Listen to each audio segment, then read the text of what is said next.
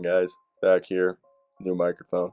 Either way, today we'll be talking about, of course, the newest team to join the series, the Dallas Mavericks. Let's talk about those off-season predictions, and of course, as always, guys, I want to hear your opinions down below in the comment section. What do you think the Dallas Mavericks will do in this off-season? What should they do, and why? So basically, I'm asking, what are your predictions?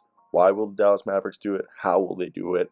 And why will they benefit from those moves? Let me hear those opinions down below in the comments. Like and subscribe. We post over 150 videos a month regarding every facet of the NBA team pertaining to the NBA draft, NBA free agency, everything. Let's get right into it. So, guys, this was, I think they exceeded expectations.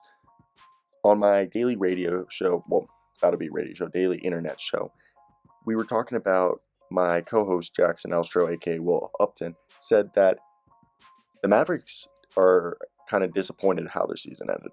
When I said I thought their season ended great because they exceeded expectations. They were a dark horse, and they reinvented themselves in the playoffs.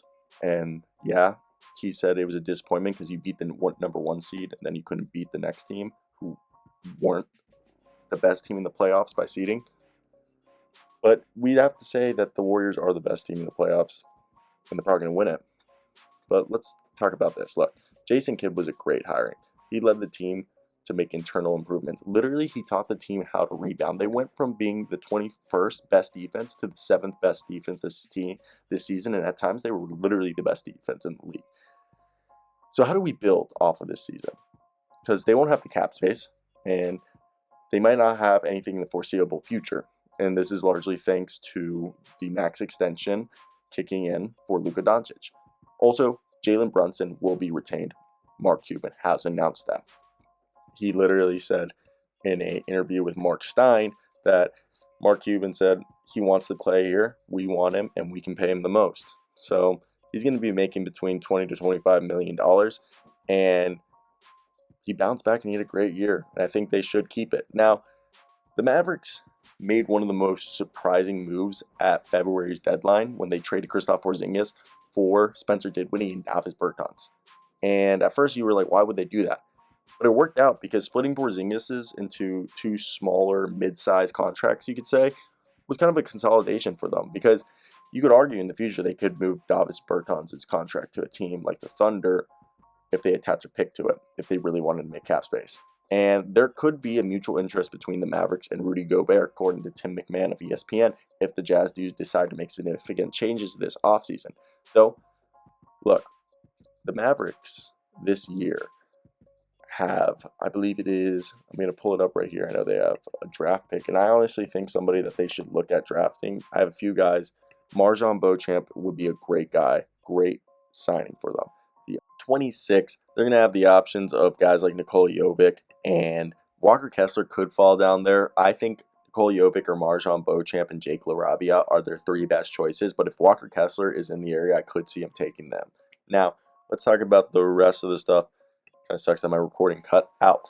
Now, I think the guys that, if they do move or trade anybody, because they're going to keep Jalen Brunson, and they might want to get under the salary cap, or just, explore the trade market, because Rudy Gobert is potentially a guy who could get traded, and they only have 2 first-round picks in 2027 and 2029 that could be traded, and a conditional 2025 first-round pick as well as this year's draft pick that they could trade if Rudy Gobert does get traded. Now, for me, I don't think they're going to do a lot of trades, a big-name trade, because New Orleans and New York and a few other teams are going to be the prime players in the trade market.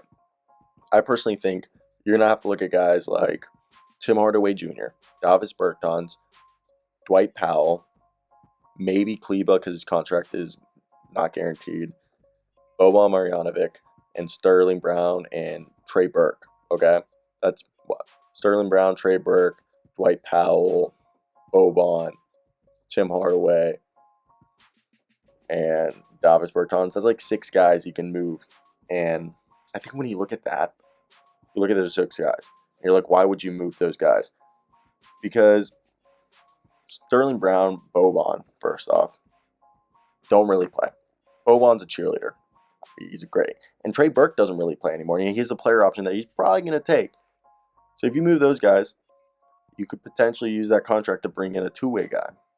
And that's what they need. They need two-way guys who can space the floor, who are floor spacers, and guys who can play hard-nosed defense and grab rebounds and transition and approachable.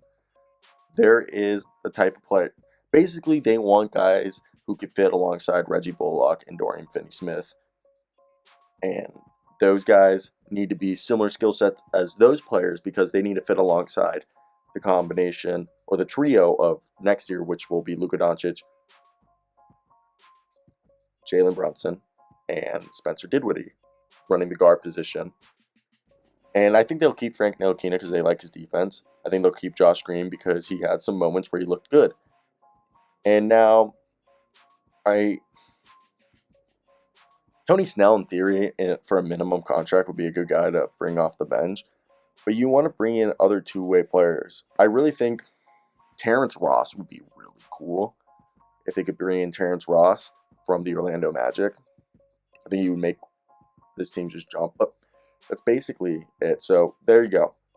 I think those are the 6 guys that they'll get rid of, potentially Sterling Brown, Trey Burke, Dwight Powell, Boban, Tim Hardaway, maybe Davis Bertans, and Maxi Kleber.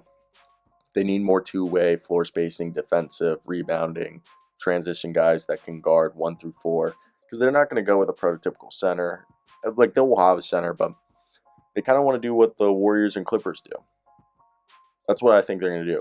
Where they have like a Kevon Looney or a Zubac, but then they basically have 2 small ball 5s and a bunch of just wings and guards and forwards. And they're just going to play in transition. So, and then I think, like I said, that's what I think they're going to try to do their roster and try to keep the salary down after re-signing Jalen Brunson. And then draft a Marjon Beauchamp or Nikola Jovic or Bryce McGowens, depending on who falls there, or Jake LaRavia, or even if Walker Kessler falls down there, or Walker Kessler, maybe get a big man like that on a 4-year deal for cheap. Like and subscribe.